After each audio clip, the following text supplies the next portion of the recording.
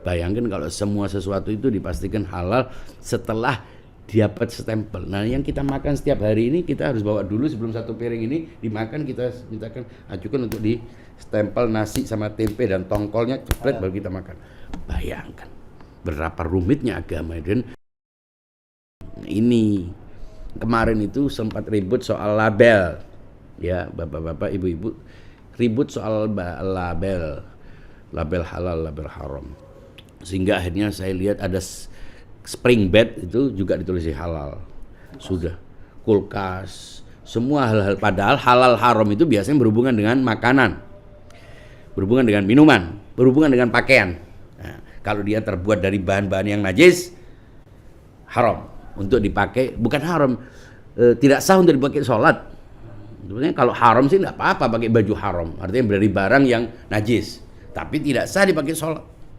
Nah, ada pakaian yang walaupun suci tidak boleh dipakai, emas,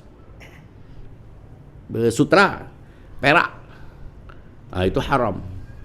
Nah, untuk dipastikan bahwa ini perak atau bukan, nah mungkin majelis ulama itu perlu satu perusahaan khusus untuk meneliti logam-logam yang mana yang emas, mana yang bukan, untuk kemudian dari stempel. Begitu juga sutra, dia harus ahli-ahli yang bisa mengamati. Bayangkan kalau semua sesuatu itu dipastikan halal setelah dapat stempel. Nah, yang kita makan setiap hari ini kita harus bawa dulu sebelum satu piring ini dimakan, kita mintakan ajukan untuk di stempel nasi sama tempe dan tongkolnya cepret baru kita makan. Bayangkan berapa rumitnya agama. Dan saya kira banyak orang akan meninggalkan agama ini kalau semuanya harus mendapatkan sertifikasi label halal dari perusahaan tertentu yang bernama Perkumpulan Ulama ini. Padahal logikanya segala sesuatu itu halal,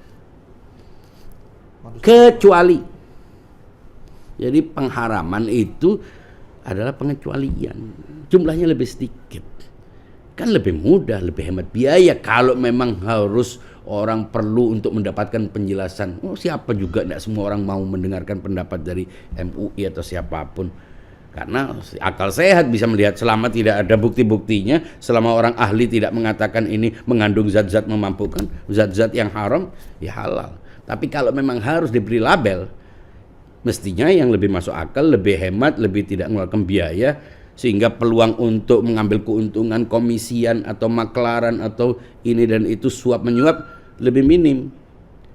Ya, yang haram yang justru perlu diberi label itu. Sehingga selain yang diberi label haram berarti halal. Nah, tapi kalau harus diberi label halal, nah selama sesuatu yang memang halal aslinya tapi belum mendapatkan stempel atau karena belum mendapatkan giliran, akhirnya akan merugikan konsumen hanya karena tidak diberi halal.